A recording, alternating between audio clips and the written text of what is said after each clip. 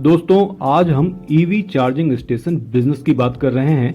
यह एक बहुत ही कमाई वाला बिजनेस है क्योंकि आने वाले दिनों में हर प्रकार की गाड़ियां इलेक्ट्रिक हो जाएगी। चाहे वो छोटी बाइक हो, स्कूटर हो, कार हो, बस हो, ट्रक हो, हर कुछ इलेक्ट्रिक हो जाएगा। और आप देख भी रहे होंगे कि हमारे आसपास का जो यह इकोसिस्टम है यह कितनी तेजी से बदल रहा है। इन सभी इलेक्ट्रिक गाड़ियों को चार्ज करने के लिए इलेक्ट्रिक चार्जिंग स्टेशन की जरूरत होगी।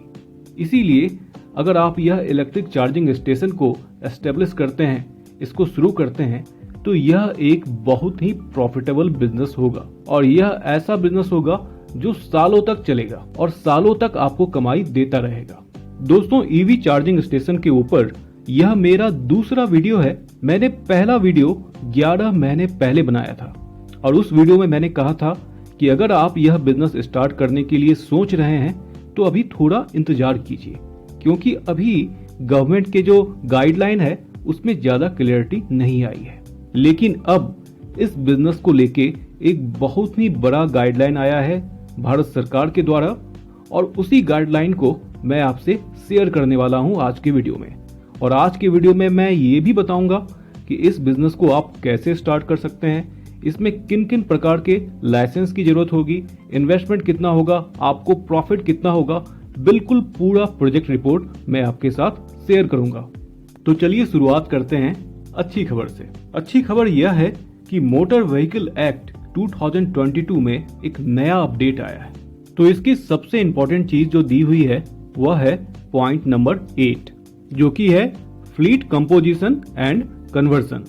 यहाँ पर इसने टैक्सी एग्रीगेटर, डिलीवरी एग्रीगेटर, इन सब के लिए यानी कि ओला, उबर, स्विगी, जोमैटो, अमेजॉन, फ्लिपकार्ट जैसे जितने भी ऑनलाइन कंपनी है और जितने भी टैक्सी एग्रीगेटर्स हैं, उन सबको यह गाइडलाइन दिया गया है कि वह जल्द से जल्द अपने फ्लीट को ईवी में कन्वर्ट करें और उनके गाइडलाइंस के डिटेल्स नीचे दिए हुए हैं। 2 व्हीलर्स के लिए गाइडलाइन है कि वो विद इन 6 मंथ 10% अपने फ्लीट को ईवी में कन्वर्ट करेंगे। वहीं उनको अपने फ्लीट का 25% 1 साल के भीतर में ईवी में कन्वर्ट करना होगा और वहीं 2 साल के भीतर उनको 50% अपनी फ्लीट ईवी में कन्वर्ट करनी होगी। तो यह तो हो गया आपका 2 व्हीलर्स का।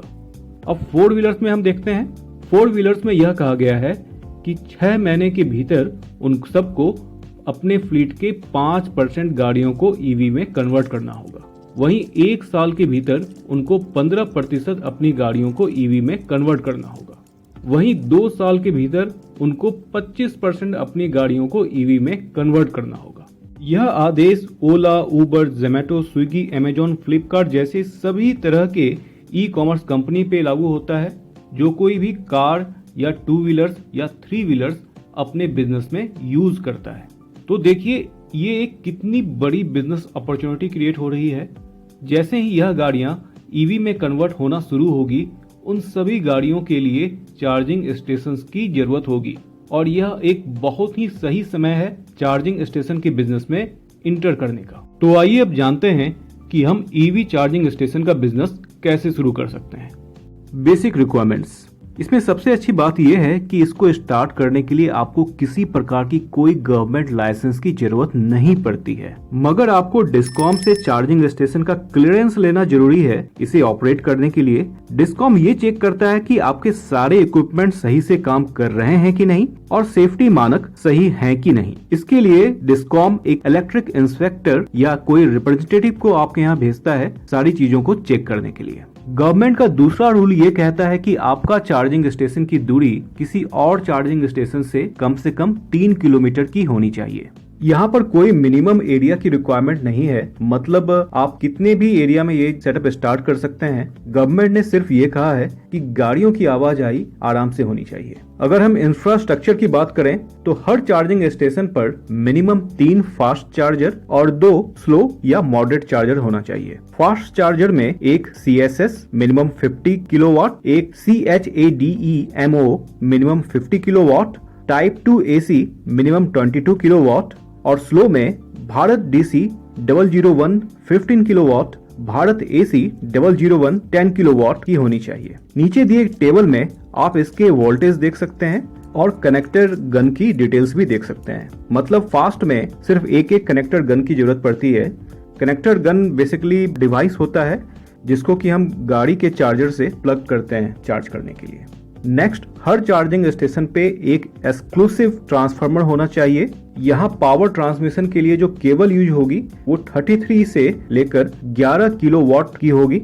एप्रोप्रिएट सिविल वर्क होना चाहिए, मतलब कि चार्जिंग स्टेशन की flooring, painting, branding, board, shed, CCTV, ये सब कुछ वहाँ अच्छे से लगा होना चाहिए। गवर्नमेंट के रूल्स और इन इंफ्रास्ट्रक्चर के डिटेल्स आप मिनिस्ट्री ऑफ पावर के वेबसाइट पे भी जाके देख सकते हैं। आप लोगों के लिए मैंने उस वेबसाइट का लिंक और उस डॉक्यूमेंट्स का लिंक नीचे डिस्क्रिप्शन में दे रखा है, वहां से आप उसे देख सकते हैं। आइए देखते हैं कि इस प्रोजेक्ट को स्टार्ट करने में कितने पैसे खर्च होंगे। यहाँ आप लोगों के लिए मैंने एक टेबल बनाया है जिसमें मैंने एक मिनिमम रिक्वायरमेंट वाली प्रोजेक्ट का सेटअप कॉस्ट निकाला है।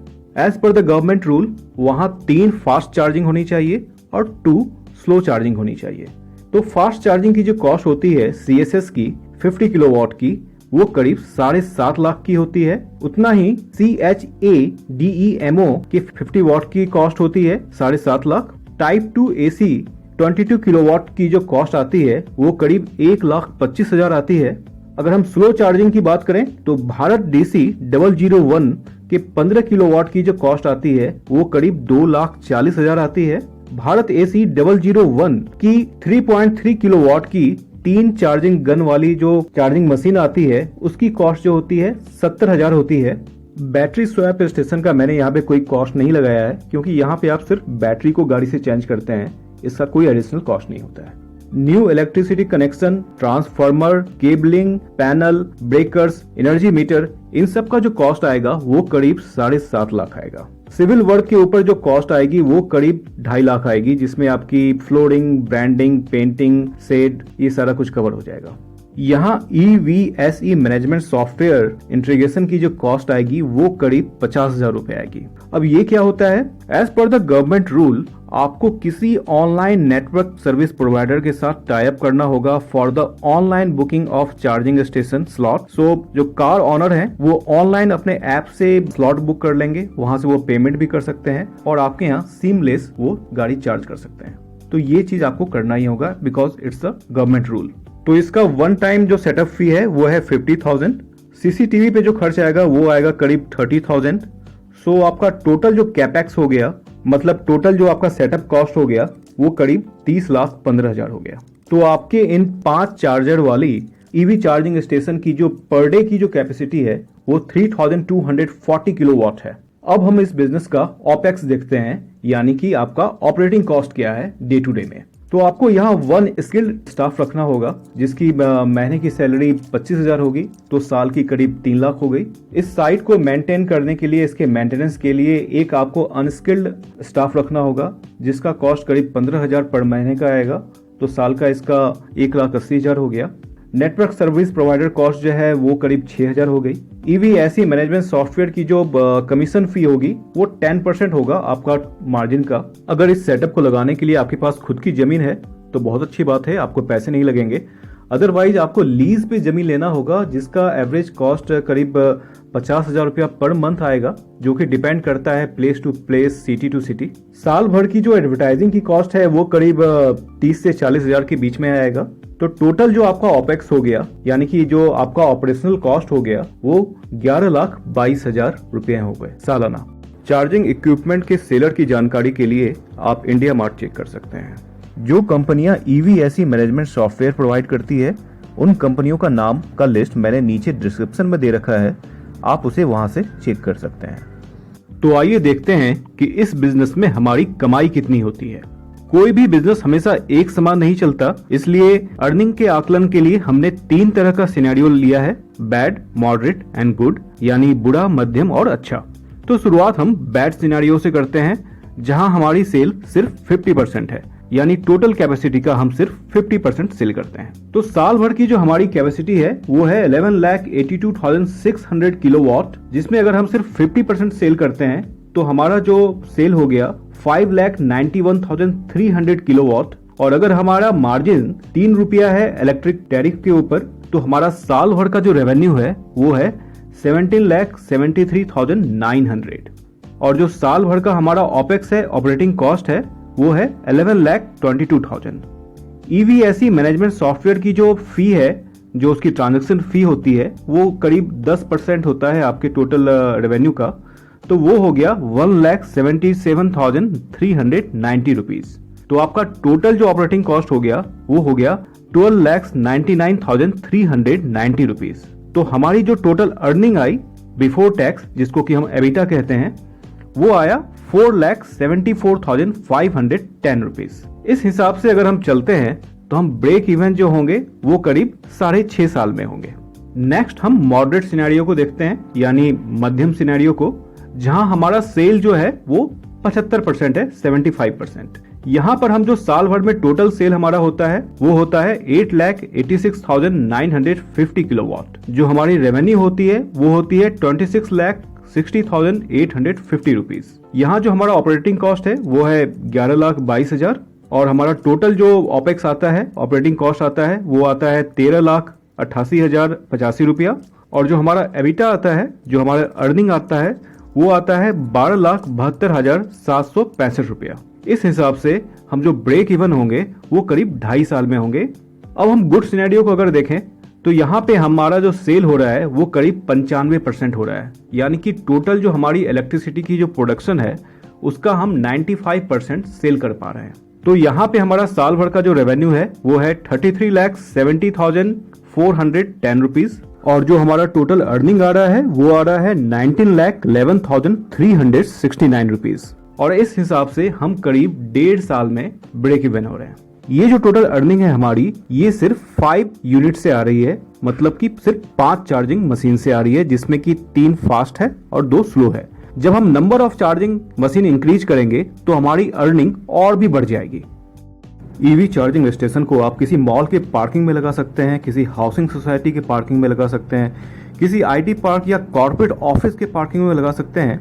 इसके अलावा आप शहर के अन्य पार्किंग प्लॉट में भी इसे लगा सकते हैं।